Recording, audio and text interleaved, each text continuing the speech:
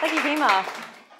Wow, it's so wonderful to see all your lovely smiling faces here, especially on a Wednesday evening. You could have been at home watching Netflix, but you chose, someone's nodding, yes, I have given up my Stranger Things view. So look, I really appreciate you being here today. Like you heard Hema say, I help professionals to be more confident and effective when it comes to communication and public speaking, especially in the work context.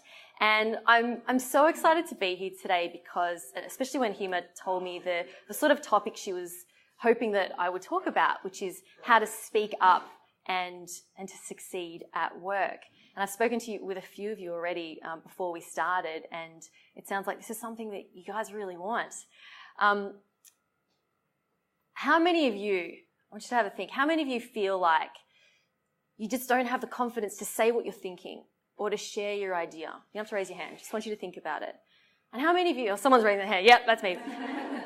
And how often do you feel like someone else gets recognition for your ideas? When you had the exact same idea, in fact, it was better than theirs, yet they're the one who stood up and said it, and now they're getting recognised for it. And then they're the ones getting the opportunities to move forward. So some of you may be feeling this way and feeling like that you're not getting recognised for what you can bring. Maybe you feel like you're not being utilised effectively for all the skills that you have, that your work puts you in this little box and that you don't have any influence, you can't build relationships with the decision makers and therefore work your way up. Okay?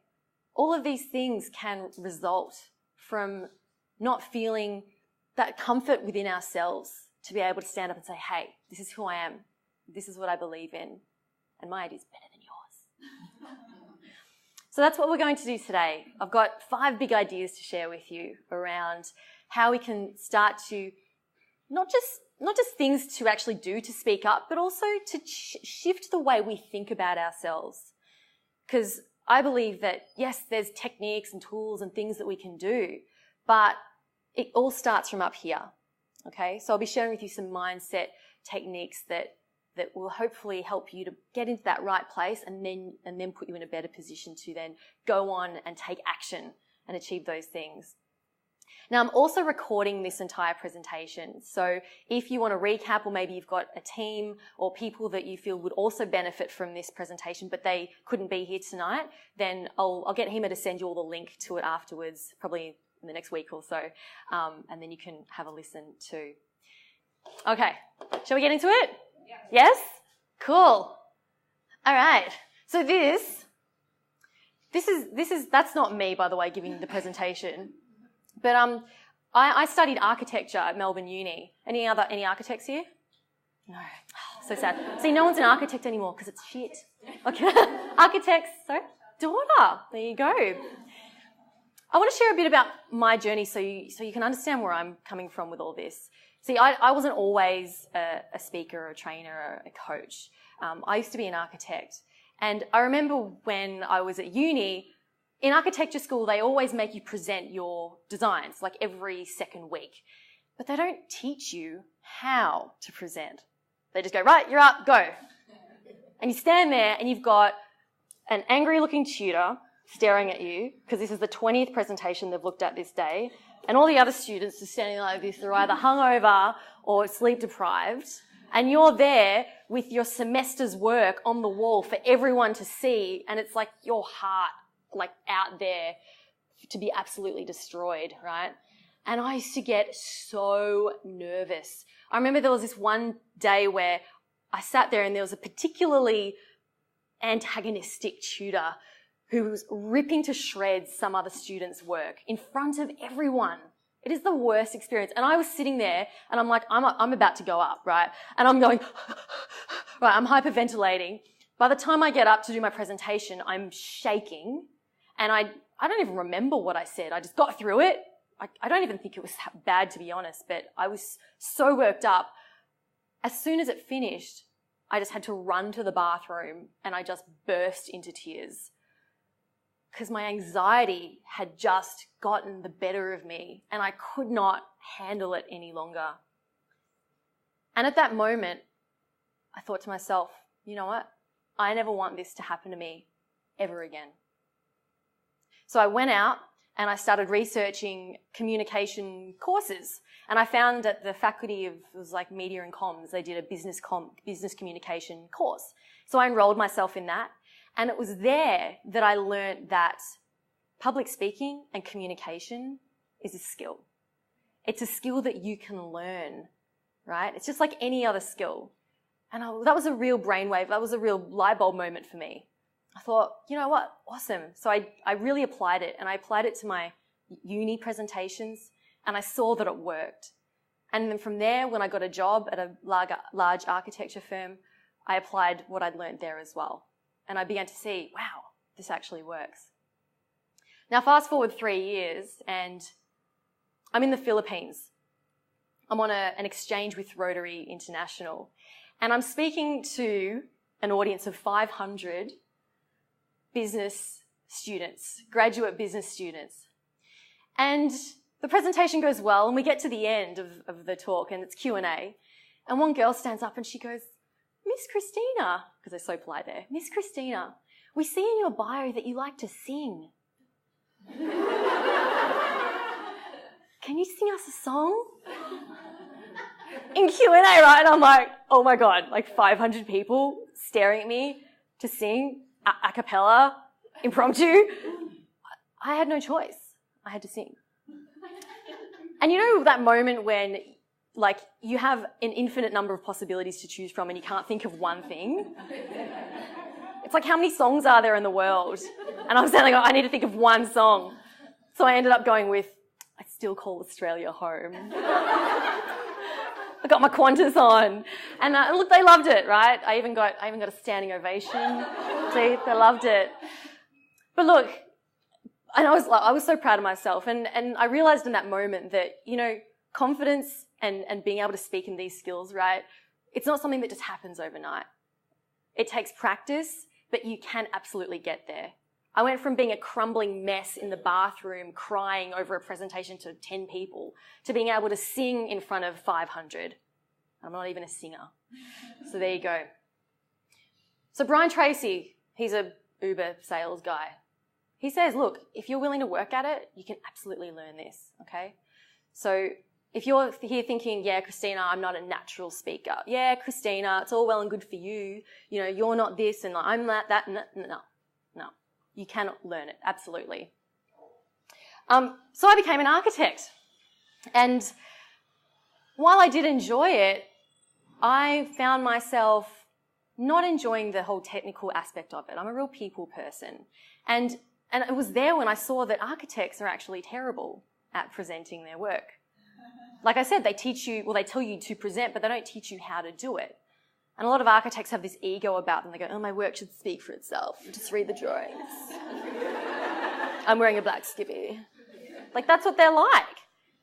And it's like, no. If you want to be able to sell your design, your work to a client, you have to speak their language. You can't just speak design gobbledygook. It doesn't work that way.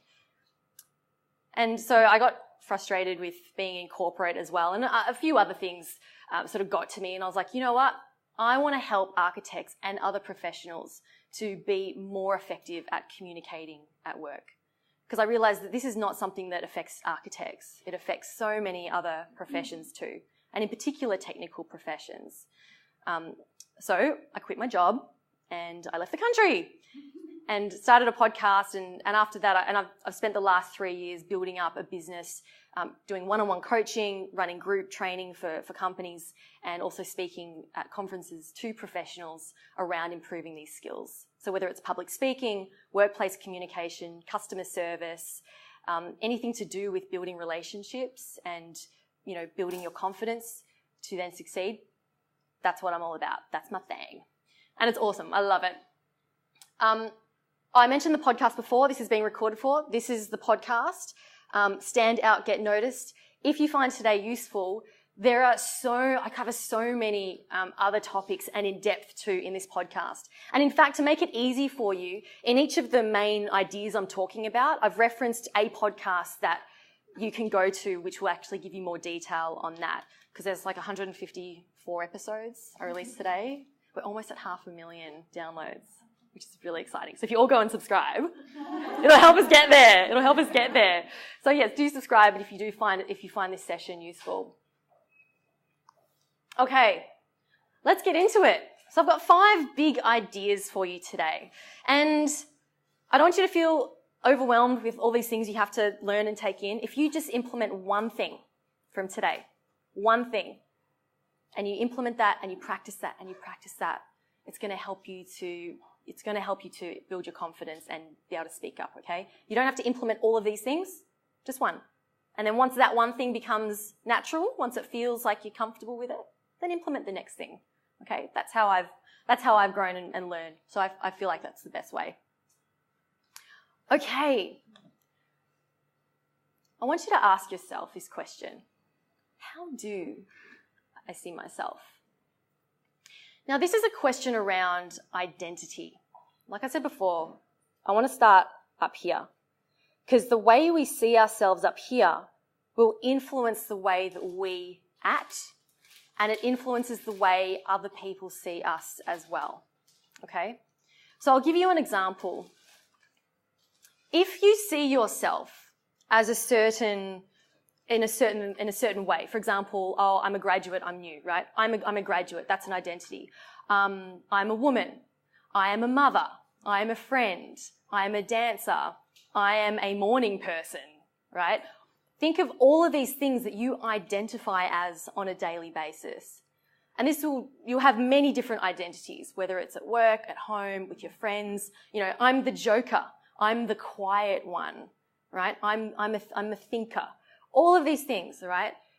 And when we identify as these things, that's how we tend to live our life, okay? For example, if you identify as a fit and healthy person, it's going to be very easy for you to get up in the morning and go for a run. Or it's easy for you to choose the healthy option on a menu because you identify as a healthy, fit person. Or a morning person, for example.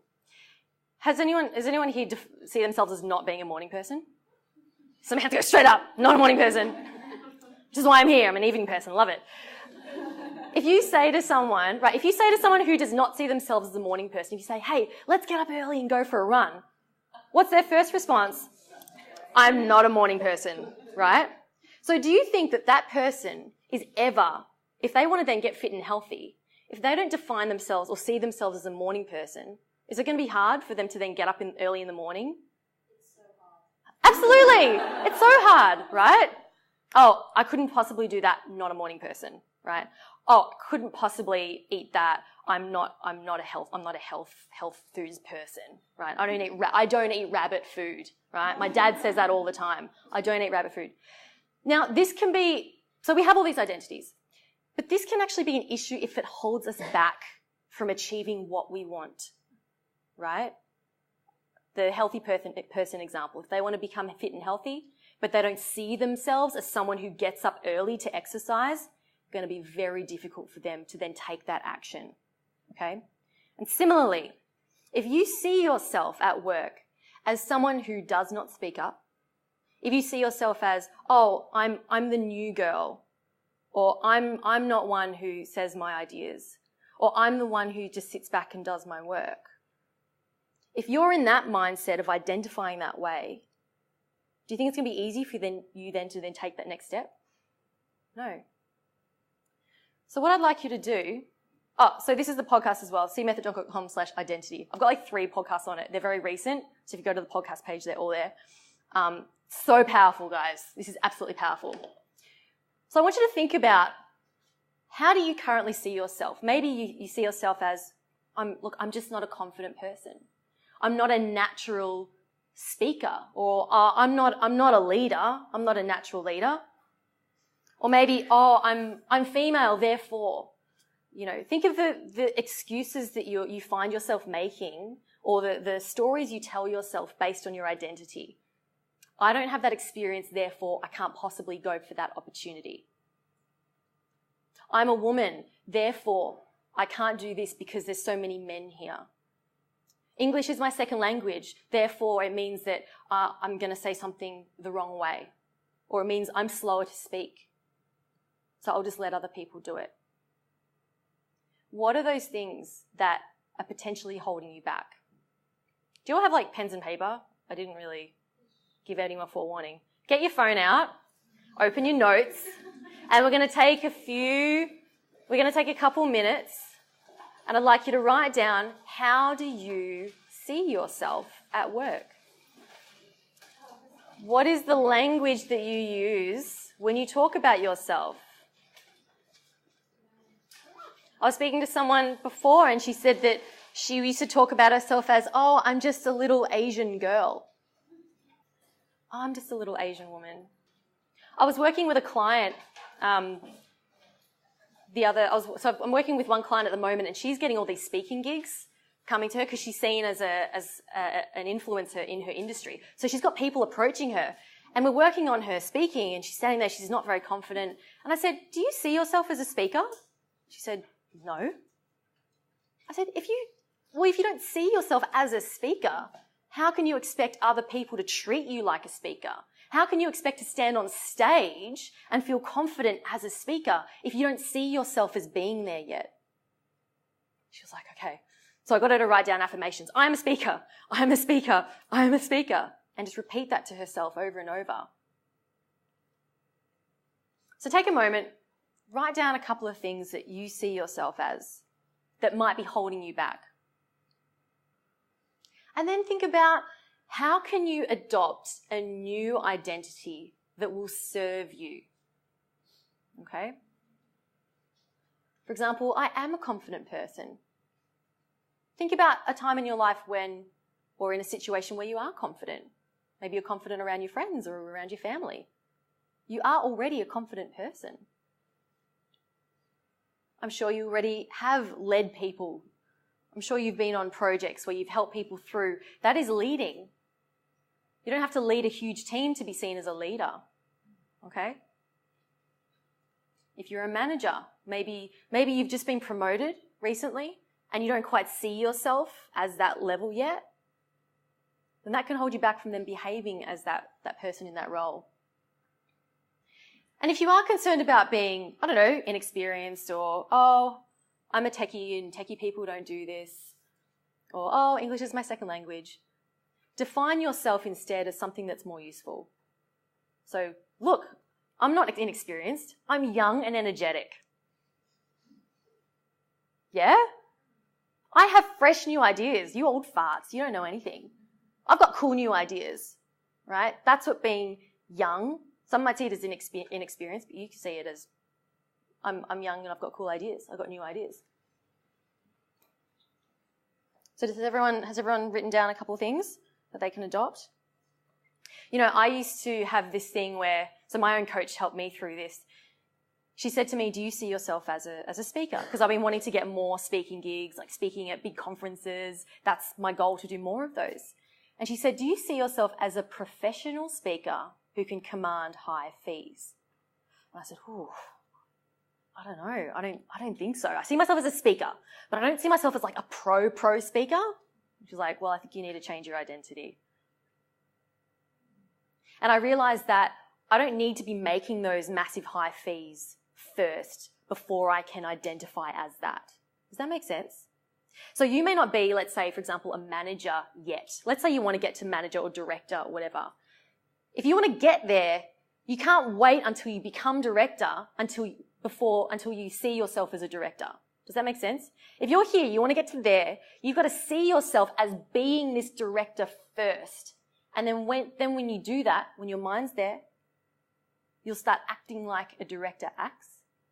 And then other people will start treating you like they would treat a director because you're acting that way. And then they'll see you, and then they'll see your potential, and they'll say, oh, hey,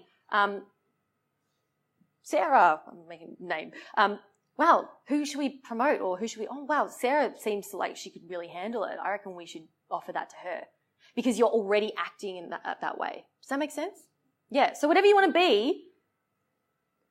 be, adopt that identity. And then say goodbye to your old identity, okay? And do what you need to do. Something you can do is write down affirmations. Affirmations are powerful. Every morning, get out a notebook and write out 3 things, like write out that new identity. I am Not I want to be or I'm going to be. I am. I am this. I am that. I am blah, blah, blah. And then as your mind starts to believe it, you will then start to act like that. Okay? All right, this language one is huge. My second big idea. You know, I was at a networking event once and I was speaking to this woman and she was telling me how much she loved her job. She was like, oh, I've been there for 10 years, love it. My husband's asked me to leave and join his business, but I don't want to. I love my job. I said, oh, so what do you do? And she said, oh, I'm just a PA. And I was like, what do you mean you're just a PA? You make the bosses look good. If it wasn't for you, they'd be nothing. She goes, yeah, I guess you're right. And it confused me because this woman had told me how much she loved her job, yet she used the word, oh, I'm just a, as if to say my position's not important. It's not worthy. Has anyone else caught themselves using language like this? Oh, I'm just part of the team, or I'm just new here. I've just been working for just only about a year. Or even presenting something to someone. Oh, so it's just a little thing that I did that I just wanted to. I just got a little idea. Just the word like little, just, only. Oh, maybe I was talking to someone before and they were saying how it's like you're apologising for simply being. Instead of I am a programmer. I am a junior programmer, whatever it is. There's nothing wrong with being a junior programmer, right? Instead of, oh, I'm just a junior, I'm just new or whatever. Oh, I've just been promoted, so I'm just new, so don't judge me too harshly. When we use language like this, it's like we are apologising for taking up space. We're apologising for being, for who we are. Apologising for our ideas. And we think that by using this language, then maybe if our idea is wrong or it's not well received, then it means that we're safe. Because, it was only just a little idea. Oh, you don't like it? Okay, that's fine. It was just a little idea anyway. As opposed to if you say, I have this idea and it gets rejected, then it's like, my big idea got rejected and it's heartbreaking. But if it's just a little idea, then it's okay. No, don't nod. It's not okay. It's not okay. All right? So something to be aware of. I want you to be aware of the language you use when you are talking about yourself and what you do, and also in the language you use when you talk about your ideas. Okay? Even when you approach someone, so I just had a question. I have a question. We talk about having gravitas and weight to what we're saying, right? It's only it's a small adjustment, right? So I just have a little question as opposed to, I have a question. Can you see the difference?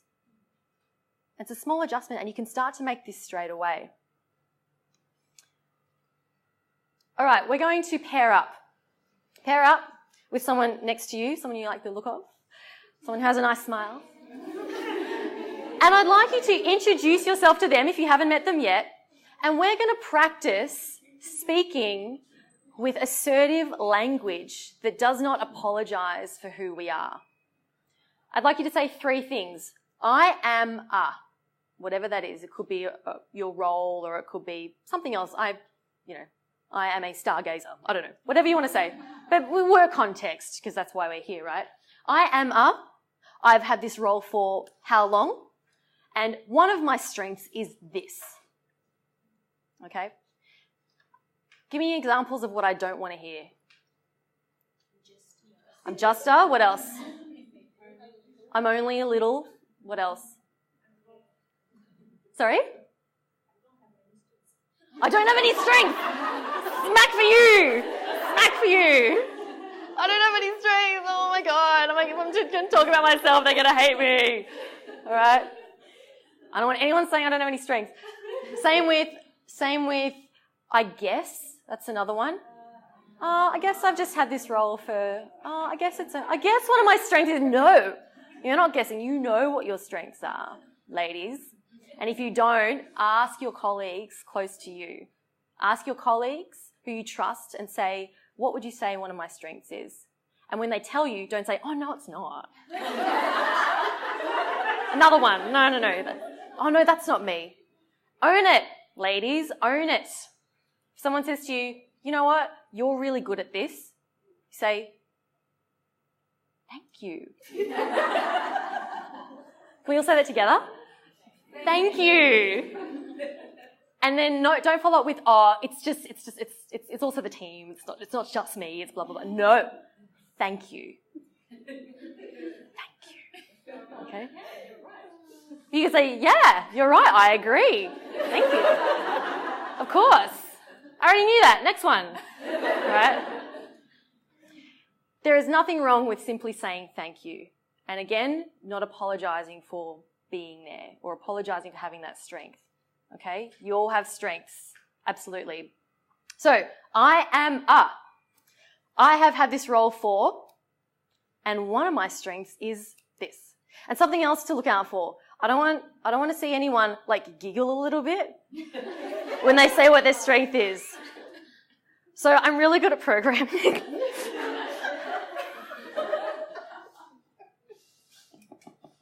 Gravitas and weight.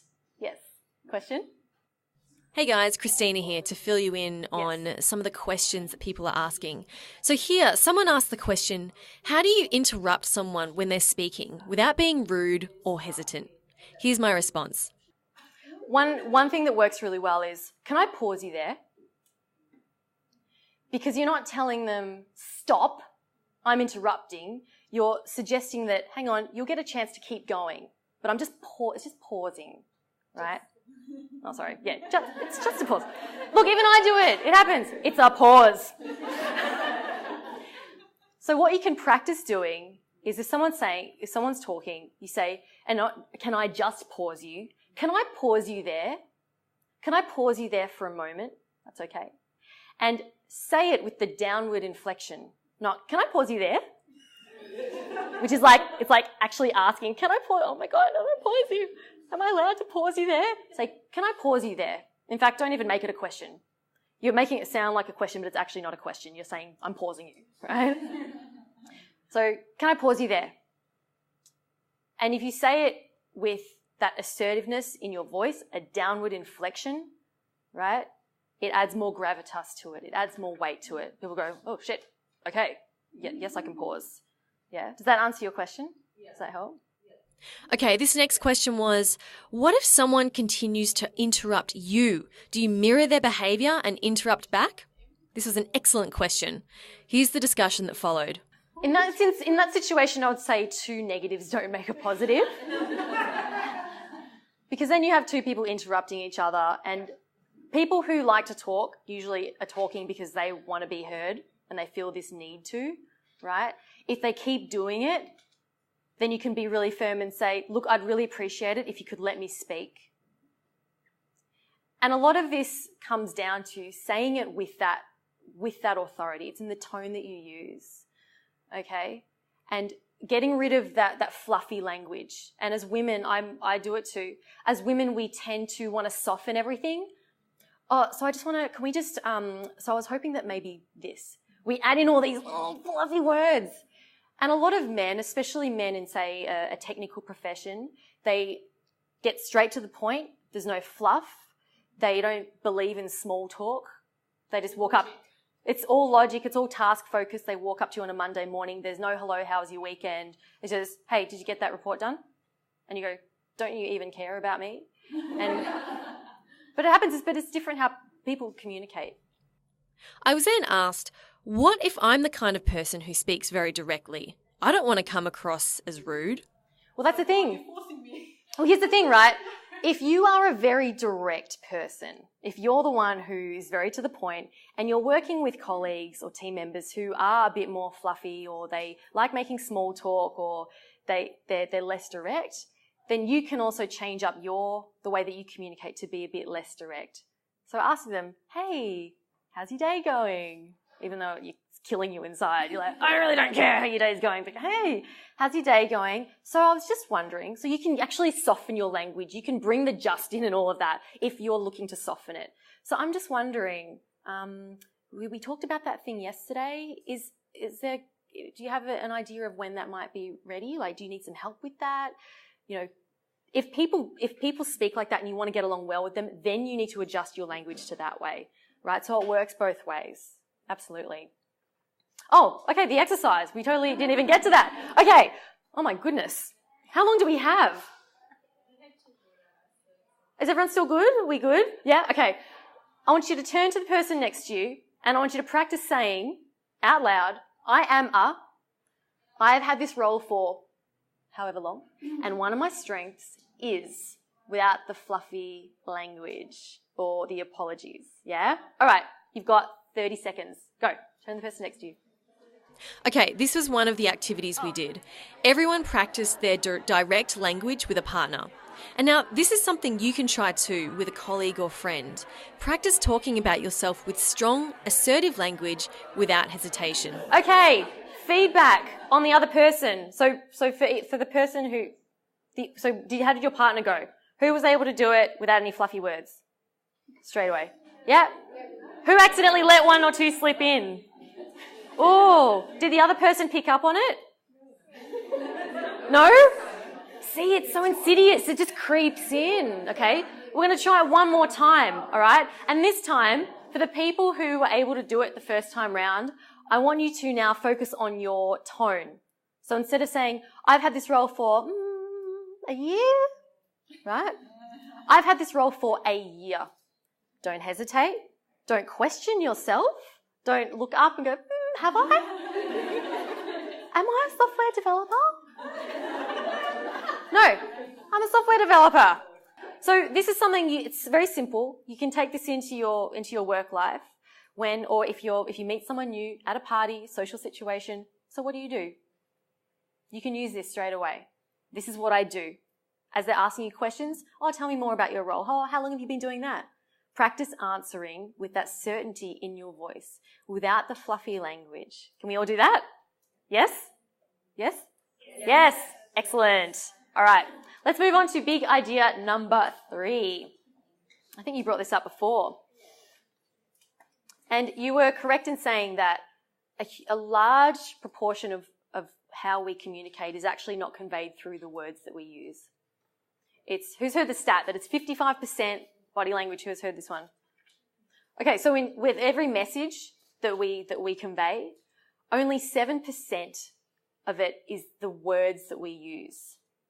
55% is non-verbal. So that is the way our body looks when we're saying it. And then the 30 rest of it is tone. I didn't do maths. Okay. And the rest of it is tone. So the way that it sounds when it's coming out. Okay. So oftentimes, if we want to have presence or be taken seriously, a lot of it can come down to the way that we communicate non-verbally. Do you know someone, maybe it's a colleague or a boss or someone, when they just walk into the room, people just shut up and they stop talking and they listen. And that person hasn't even said anything yet. That could be the dumbest person on the planet. But the way they hold themselves says that they are. And what is that? It's our non-verbals. And it's actually easy to do. This is something that we can do. And if this is something that if you want to, have more impact in the workplace, if you want to get the attention of the movers and shakers and be taken seriously in your role, then again, it comes back to that identity. You need to start acting like that person up there. If that's where you want to go, you've got to start acting the way that person would act. And a lot of it comes through the way we present ourselves. Question? So when I come across people like that, they've normally been intimidating. That's a great question. Did everyone hear that? Yep. How do we do it in a way that's not fearful or intimidating? There are different types of body language. There's like the power stance and the very closed body language, which is this, right? Which is I'm making myself bigger than I actually am. There's pointing like this, do that, right? And that's a very aggressive, director type body language to use, right? Arms like this, You know, men tend to do the thing like puff themselves up, look really big, okay? Now, there's a difference between that and then also being open, all right? So there's closed body language and then there's the open body language. But being open doesn't necessarily mean that you are a pushover. You can still stand confident and strong and be like, hey, everyone. You know, you can have a smile on your face, right? You can have a genuine smile on your face and a glint in your eye that tells people, you know, we're all in this together and I'm here to help. I'm not here to tell you what to do, okay? So we're all going to practice this, hang on, in a moment. But I want to firstly demonstrate just how subtle the difference can be. I want you to picture a rocket. Can you tell I used to be an architect? I'm really good. Do they even have doors? I don't know. There's a door. When they program like a rocket and they put in the coordinates, it's set to go in a certain projection, right? If they get those coordinates just like 2% off, so let's say 2%, and it doesn't seem like much at the start, but over time, it ends up going a completely different trajectory. It's a big word, trajectory. And it's very similar in the way that we present ourselves, okay? I'm not asking you to walk around like this. It's not a massive change, but the difference can be just 2 centimetres. Let's see, I did it again. So I want everyone to stand up.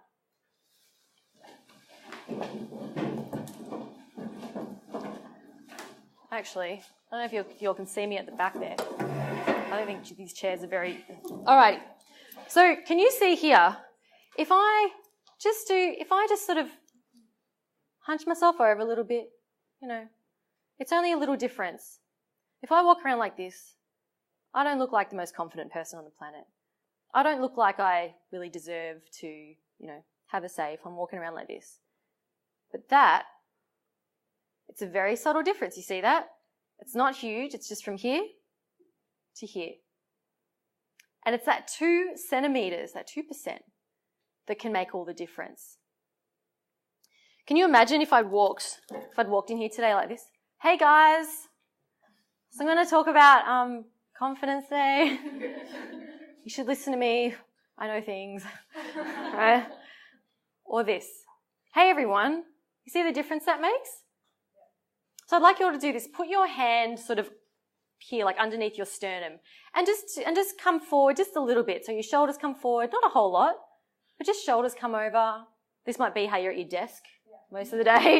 Yeah, you're probably like always in this. I don't know. Maybe you're naturally just stuck there, right? And then I want you to just 2 centimetres. That's it. You all grew like a foot. One more time. We come down a little bit. Oh, sad girl geeks. You're really sad. All right, now come back up again. Can you feel that difference? And we're not being ballerinas and being like, hey, it's just that tiny little difference, okay? This is when we are allowed to say tiny little because it is. It's a tiny little thing, but it does make a huge impact in the end. So I want you to practice holding yourself like this. In a meeting, if you're sitting down, maybe when you're in a meeting, you're used to crossing your legs and hunching over, okay? Look at how, again, the identity thing, someone who is in a management or director level, someone who has that authority in the workplace, I bet they're not sitting like this, all right? And you don't have to be all like we still want to be true to who we are, right? And you can still be a strong, confident woman without having to do this, right? When we just sit, we just have our shoulders not all the way back, but just straight, okay? And then when we walk around like this. We walk with purpose. And when we stop and we stand with purpose. What are your feet doing right now? Are they directly under you? Some of you might find yourself crossing your legs over. Maybe not now, but I had a client who would do these ones all the time. And I'd be like, I could literally push you over right now.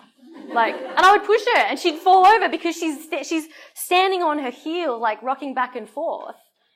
And if you look like, if this is a default position for you, like hands behind your back, rocking on your feet, if you look like you can physically be pushed over, then people will verbally try and push you over. But if you're standing with your feet, and again, it's not these ones, but if you're standing with your feet just underneath your hips, and I want you to actually squeeze your butt and your thighs for me. Just squeeze them. No one can tell you're doing it. Yep. We're toning up, ladies. This will, if you can squeeze your legs, this will help ground you. And none of this hip, I don't want any hip leaning, all right? Straight. So this is something else that I want you to be aware of. When you're standing in the workplace, are you like this, sort of looking unstable? Or are you standing strong? Because you are strong and you need to show that to other people, okay? We then moved on to big idea number 4. Ask, what's the worst that could happen? When something comes up at work, I know that I was the same. I was exactly the same. The initial reaction is, oh no, I couldn't possibly do that. I don't have experience on it. And we make up these excuses and these reasons in our head as to why we can't do something. And I remember when I was a grad, I wasn't just a grad, I was a grad at this large architecture firm. I was all bright-eyed and excited to be there, and I got involved in everything, and I was in the social club, and I got involved with this and that. And I was part of this committee, and I was the youngest person on the committee. And I remember there was one point where the new CEO of the company had wanted someone from each committee to present to him and the other directors in the boardroom about that committee, because he wanted to learn all about what's going on. And the chair of our committee announced this to the group. He said, guys, we're going to have to send someone to present to the new CEO and the board. And everyone went, them, not me, not me, not me. No one wanted to do it. No one. And I sat there thinking, oh man, this would be a great opportunity. You know, I'm a grad, it'd be cool. What an opportunity to get to present to the CEO. Hi. And then my little inner voice kicked in and said, Christina, you're not ready yet. You're just a grad. They're not going to send a grad to represent a committee to present to the CEO. They're not going to send a grad. So after getting initially excited about it, I thought, oh, you know, it's probably not going to happen. And then I went home and I mulled on it and I thought about it. And then I thought to myself, well, what's the worst that could happen? If I go up and I approach the chair of the committee and I say, hey, I'm happy to do this, what's the worst that could happen? He'll probably say no. He might say, look, the worst that he could say is, no, you're a grad, you're just a grad, I don't know, whoever, whatever. You're a grad, we want to send someone more experienced. And then I'd be like, okay, well, that's fine. I understand that. The worst I can say is no. So the next day I went up to the chair of the committee and I said, so I just wanted to say, you know, if no one else wants to do that presentation to the board, you know, like I'm happy to put my name forward. And he looks at me with relief in his eyes and he says, oh, thank God. No one else wanted to do it. I'm so glad that you volunteered. No one wanted to do it.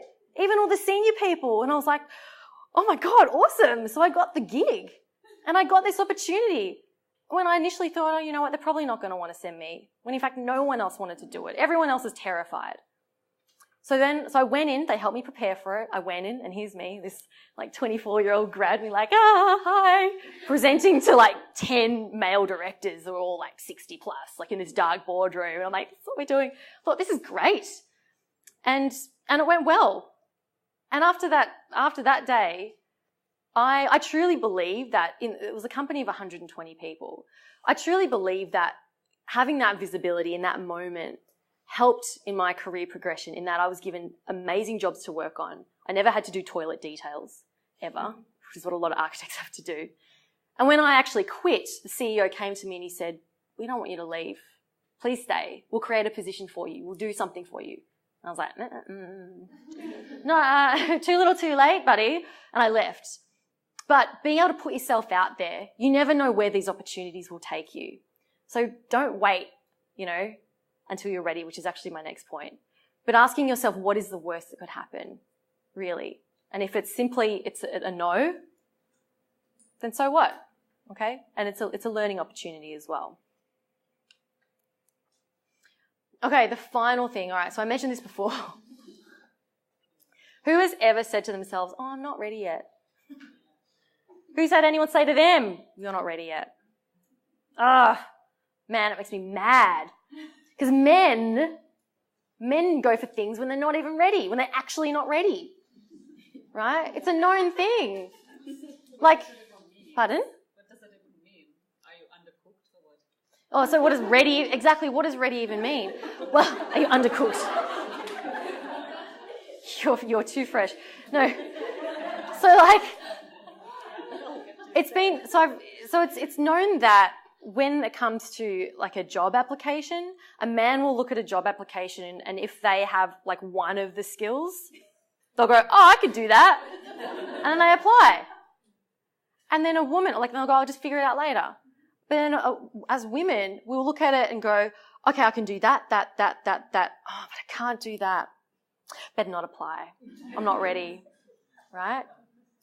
I'm going to work really hard on that one thing until I'm ready, and then I'll go for it. But then by the time you're ready, it's already gone to the dude, right?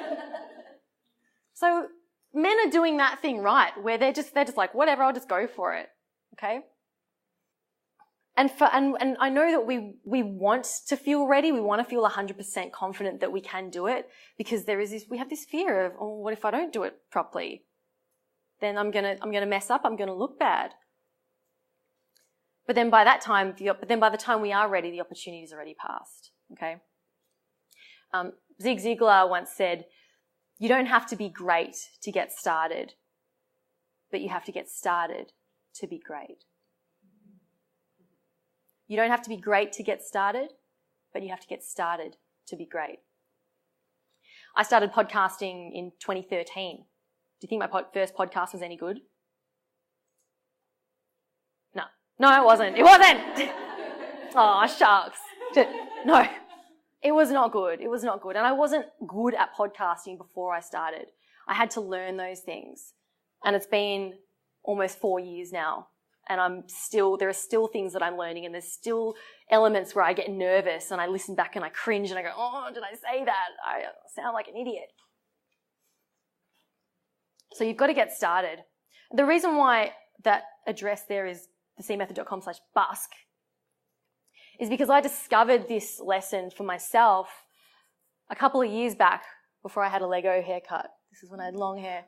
I remember I was walking down Lygon Street, and there was this old man busking on the street, and he had a mic with a really crappy little speaker, and he was singing Unchained Melody. He was horrible. He was the worst singer I've ever heard. Yet there he was singing on the street.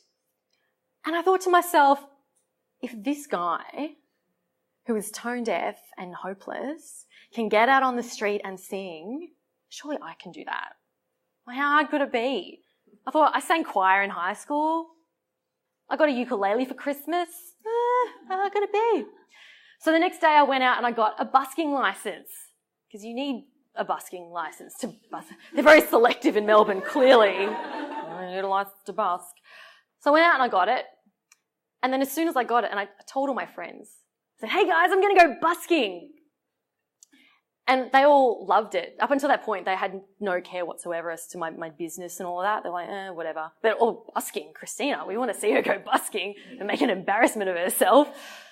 So I told everyone, and as soon as I got the license, my initial enthusiasm just dropped like a stone, because my fear of being publicly humiliated kicked in. And I had this little voice in my head, again, that little voice telling me, Christina, you haven't learned enough songs yet. Christina, you need more practice. Christina, you're not good enough. And I thought I needed to learn all these songs. I thought I needed a perfect repertoire of songs to go out busk. You know how long it took me to actually go busking? 6 months. 6 months. Like, I decided to busk. I got the license the day after that decision, and then it took me 6 months to actually do the thing, because I was just procrastinating about, I'm not good enough, I'm not good enough, I'm not ready, I'm not ready, I'm not ready. Until one day I just had to bite the bullet and tell everyone, guys, this Saturday, going busking. It's happening. And I had to get myself down there. Was my repertoire perfect? Nope. Did I forget half of the chords of the songs and mess up? Absolutely. I set myself up down at De Grave Street. You know De Grave Street? I was like the smallest laneway possible because I do not want to be seen. Again, like, oh, if I just make a little mistake, it'll be little and you won't be able to hear it as much. Yeah? That's why I didn't want amplification. Oh, it's a small mistake. So I sat myself up there and I started to play. And I waited for people to walk past and give me these snide looks or be like, oh, she's shit, or like throw things at me and go home. But it didn't happen. In fact, it was the opposite. People walked past and they would give me a thumbs up, they'd give me a smile, or they'd go, oh, 5, I love 5 memories. Because I was playing like 90s pop, which I thought was great. Blast from the past. And as I was there playing and messing up, which I would just start again, I realized that all of these fears that were in my head were just made up. It was all here. And this thing that I'd been so terrified of doing, this thing that I'd been putting off for 6 months, was really nothing to be afraid of at all. So I want you to have a think about what is something, maybe it's an opportunity, maybe it's an initiative you've been looking to start, maybe a different job you're looking to get, maybe you're looking to change careers, I don't know. Something that you're looking to do but you don't feel that you're ready yet. Know that when are you actually going to be ready? What's it going to take for you to be ready? In fact, you're probably ready enough right now. So don't let those little voices in your head or even other people around you tell you that you're not ready. Awesome. Okay, so those are the big ideas that we covered today. You guys have been amazing, and I hope that you can take away one thing. So like I said at the start, I don't want you to try and implement all of these things at once. I want you to pick one thing. Maybe you work on how you hold yourself. Maybe you pay more attention to your language.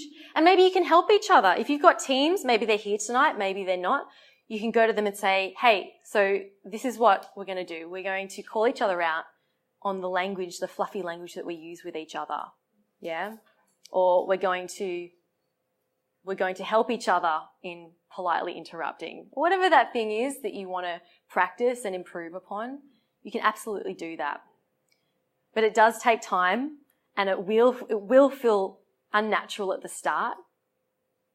But if you continue to practice it and put these things into place and keep going and do it over and over and over again, it will start to feel natural. And then that's where the magic really happens. Awesome. Thank you so much, everyone. That brings us to the end of